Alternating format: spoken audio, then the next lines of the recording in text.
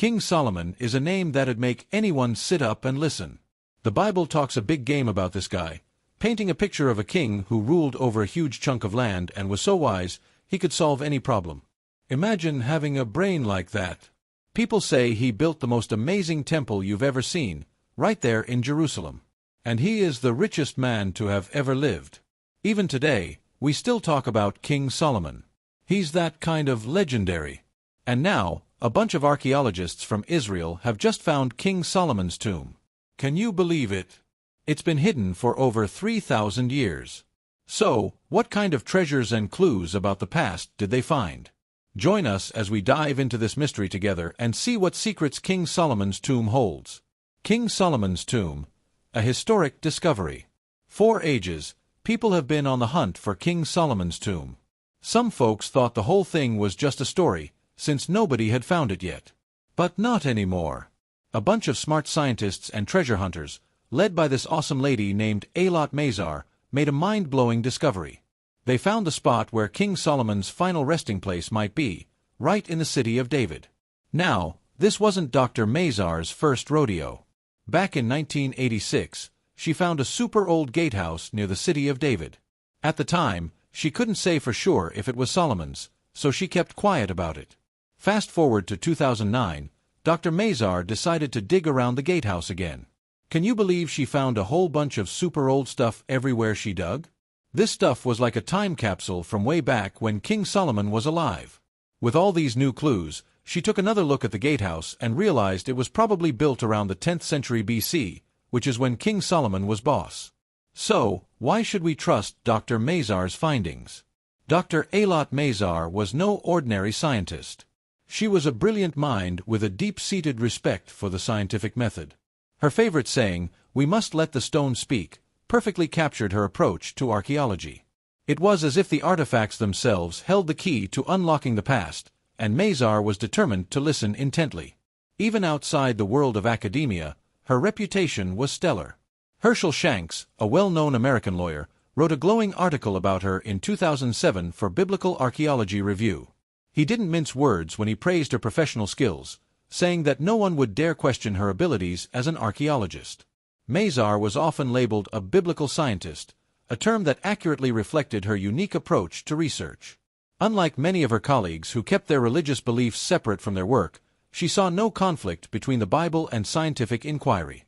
In fact, she believed that the two could complement each other, offering different yet equally valuable perspectives on the past. This open-minded attitude was refreshing in a field where science and religion were often seen as opposing forces. Among the countless treasures unearthed at the excavation site, over 30 bulli were discovered. These tiny clay seals, once used to close documents, held the potential to reveal fascinating details about the people and events of the past. One particular bulla caught Mazar's eye, sparking a level of excitement that was rare in the usually reserved world of archaeology. Her enthusiasm was a stark contrast to the skepticism that often greeted attempts to combine science and religion. It was clear that Mazar's deep knowledge of archaeology was instrumental in making this groundbreaking discovery. What made this find even more remarkable was that the team hadn't set out to find Solomon's tomb. Their initial goal was much grander. They were searching for the remains of King David's palace. While digging through the oldest part of Jerusalem, they stumbled upon something truly colossal, a massive wall segment stretching over 2,110 feet. Known locally as the Cave of the Kings, this mysterious structure was shrouded in intrigue. Who built it? What was its purpose? The archaeologists were eager to uncover the secrets hidden within its ancient stones. The segment they uncovered included a gatehouse, a corner tower, and a royal structure. The archaeologists were stunned by the wall's size, suspecting it might be part of an even grander building like a temple or palace. They were thrilled at the possibility that this structure was connected to King Solomon's reign.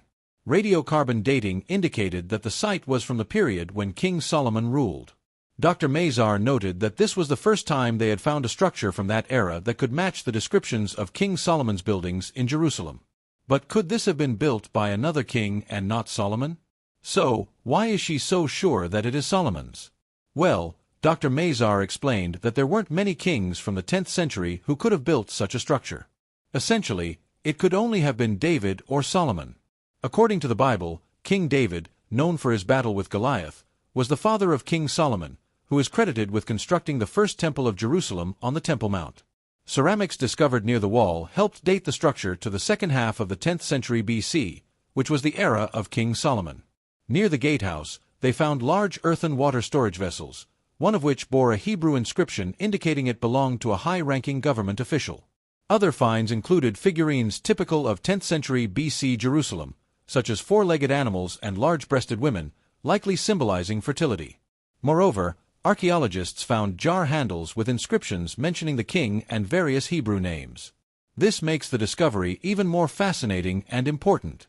The historical and archaeological value of these finds cannot be overstated, as they provide a deeper understanding of the period and its people. The monumental goal of uncovering King Solomon's Temple. Finding King Solomon's Temple has been a big dream for archaeologists for ages. It's like searching for a legendary treasure chest filled with history. Recently, they stumbled upon a pretty cool discovery, a piece of an old wall in Jerusalem's Ophel area. This spot is super old and people think it's where King David, Solomon's dad, had his palace. This new find is like adding a missing puzzle piece to the story of the area. It makes the tales about King Solomon, the super famous ruler of ancient Israel, seem even more real. Before, some people thought he was just a small-time leader, but this discovery paints a picture of him as a powerful king who ruled over a big kingdom, just like the Bible says. The city of David, named after Solomon's dad, is thought to be the oldest part of Jerusalem. It's like the city's grandparent. People believe this is where King David set up shop after kicking out the Jebusites, who lived there before. Lots of cool old stuff has been found here, giving us a peek into Jerusalem's early days. The city of David, also called Wadi Hilwa, is a really important archaeological site. It's like an open book about what Jerusalem looked like thousands of years ago. This place is packed with history, from super old walls to fancy stone buildings. It's like a time machine that takes us back to the Bronze and Iron Ages. One of the coolest things ever found in the city of David is the Solomon Tunnel, which people also call Hezekiah's Tunnel. It's like this super old, super smart way to bring water into the city. You won't believe how clever the people who lived in Jerusalem back then were. We used to think King Hezekiah built it, but some new digging around says it might be even older than that. And guess what else they found nearby? A Roman-era pool called the Pool of Solomon and a really neat set of steps. Today, you can visit all these amazing old places because they're part of the Jerusalem Walls National Park. It's run by the Israel Nature and Parks Authority, but the Ir David Foundation is in charge of the day-to-day stuff. You can find this park in Wadi Hilwa, which is kind of like an extension of the Silwan neighborhood in East Jerusalem. There's also an Israeli settlement close by. It's a pretty important place for archaeologists to learn about the past. The quest for royal tombs. Another cool thing they found is a huge stone building that some people think might be the leftovers of King David's palace. If this giant building really is connected to David and Solomon, it shows just how important the city of David was back in the day when they were kings. It was like the center of power and running things. Even though they've made some amazing discoveries and found really important stuff lately, archaeologists before them had a tough time finding any royal tombs for Solomon or the kings after him. There are a few reasons why those old king tombs were missing in action. Maybe the city of David is just so big that they haven't looked everywhere yet. Or, with all the wars and crazy stuff that happened in Jerusalem over the years, the tombs might have been destroyed or really messed up. It's possible they're buried under newer buildings. But these challenges didn't stop archaeologists from hunting for those royal tombs. They knew how important it would be to find them because it would tell us a lot about the kings of ancient Israel and how they did things back then. Discovering those tombs would give us a peek into how they ran the country and what they were like as people. It would be like finding a treasure trove of information about life in ancient Israel. Even though they haven't found the tombs yet, the stuff they have found in the city of David is still super cool. The mysteries of Solomon's tomb. Before Dr. Mazar came along and shook things up, people had been scratching their heads for ages about where King Solomon might be buried. Some folks thought his final resting place was hidden under the Temple Mount, a spot that's super important to Jews, Christians, and Muslims. Muslims call it the Haram al-Sharif, the noble sanctuary, and it's where they believe the Prophet Muhammad took a magical nighttime trip on a flying horse. That incredible story is why the beautiful Dome of the Rock is there. The Temple Mount has had a wild history. Everyone from the Jebusites to the British has wanted a piece of it. It's a tiny place, but so much has happened there. Imagine trying to dig up secrets in a place where everyone's been fighting over for thousands of years. That's what archaeologists had to deal with. The people in charge of the Temple Mount for Muslims, called the Waqf, weren't too keen on digging around, saying it was disrespectful to a holy site. So, while some adventurous Europeans poked around in the late 1800s and the British did a little digging when they were fixing up the Al-Aqsa Mosque in the early 1900s, no one really got a good look at what was underneath. It was like trying to find a needle in a really big haystack. Even if Solomon's tomb was down there, it could have been anywhere. Without a proper search, it was all just guesswork. Old stories and writings talk about burying important people near the Temple Mount. They say kings like Solomon might be buried close by. And since Solomon's temple, a big deal for the Israelites, was built right there, it made sense that his tomb would be nearby. Plus, some ancient texts mention secret tunnels and rooms under the Temple Mount, which sounds exciting, right? But without being able to explore those places, it's tough to say if any of it is real. For centuries, people have been fascinated by the story of King Solomon, the legendary ruler known for his wisdom and wealth. A big part of this fascination is the enduring mystery of where he's buried. Archaeologists have been carefully poking around the Temple Mount for ages, hoping to find Solomon's final resting place. It's a delicate job because they want to protect the historical importance of the site. They've discovered some really cool old stuff, but no luck finding the king just yet. Imagine the excitement if they did.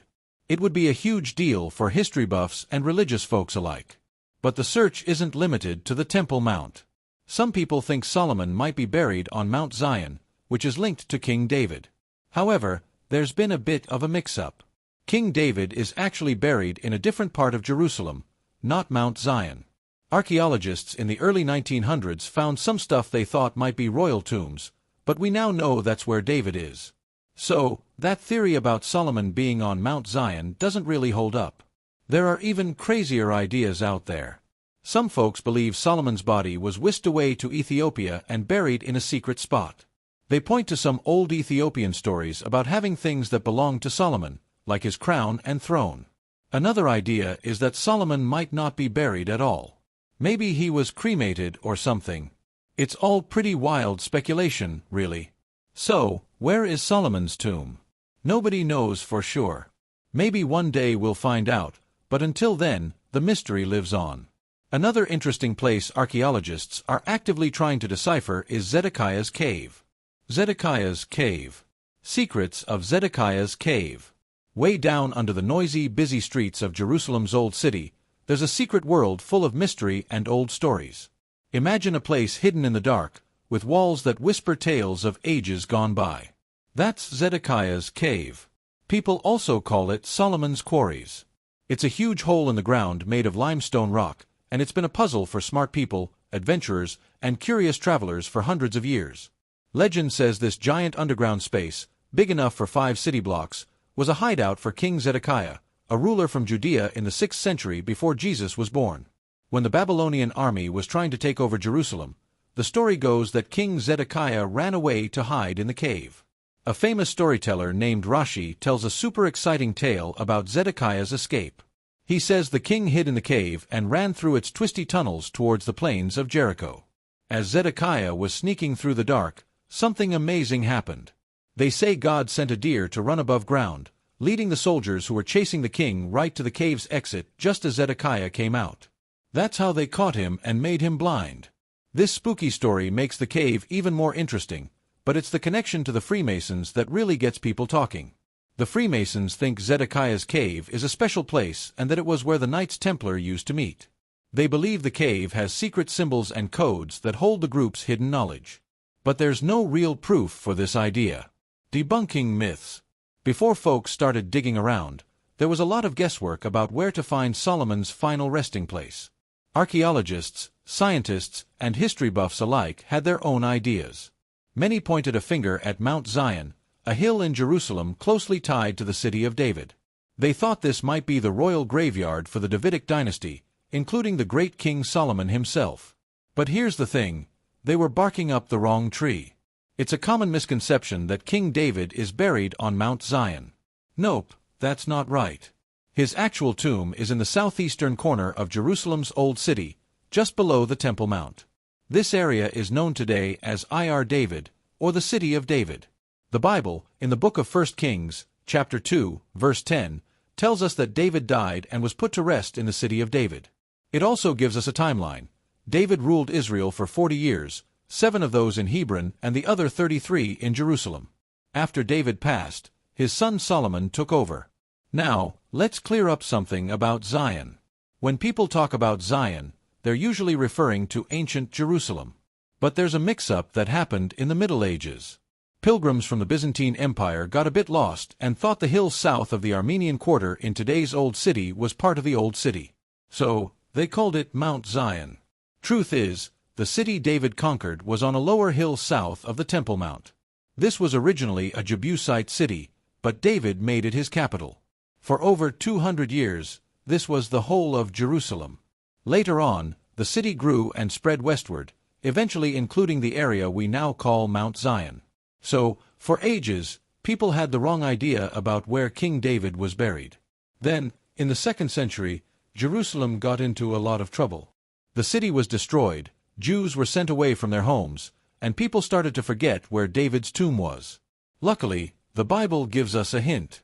It says that David, Solomon, and a bunch of other Judah kings over the next 150 years were buried in Ir David, which is probably part of today's City of David.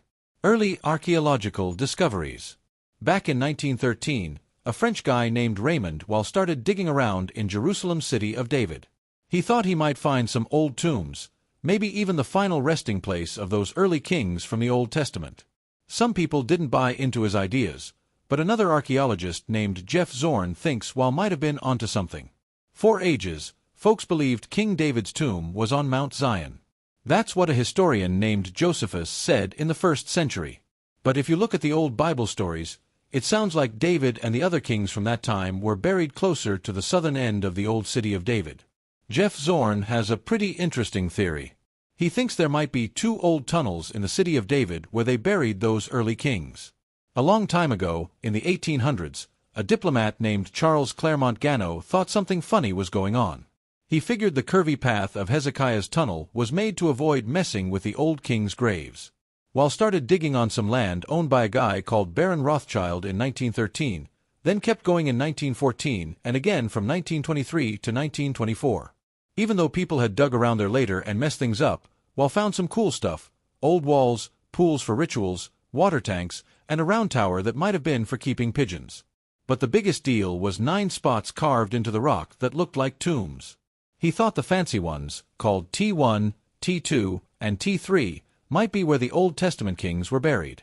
After hearing all this, some people think maybe Solomon's tomb was hidden on purpose to keep bad guys away. That was a common thing to do with royal graves back in the day. Some folks even think Solomon might be buried somewhere else, maybe outside the old City of David because of trouble with politics or religion during those crazy times. The tomb. Now, let's talk about the Tomb of the Kings in Jerusalem. It's open to visitors now, but for a long time, people thought it was the final resting place of King David and King Solomon. Turns out, that's not quite right, but the name stuck.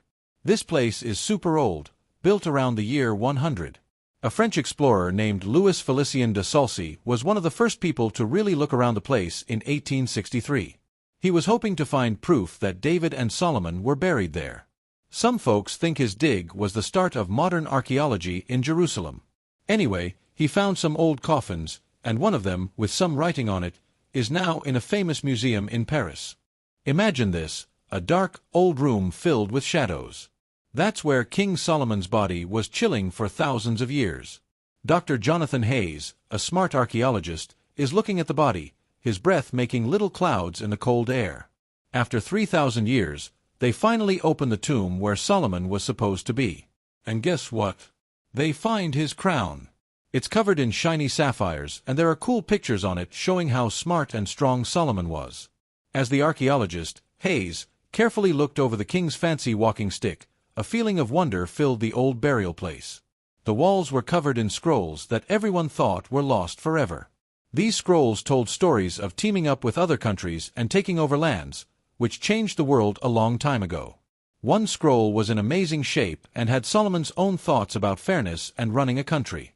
The writing was beautiful and kind of hard to figure out.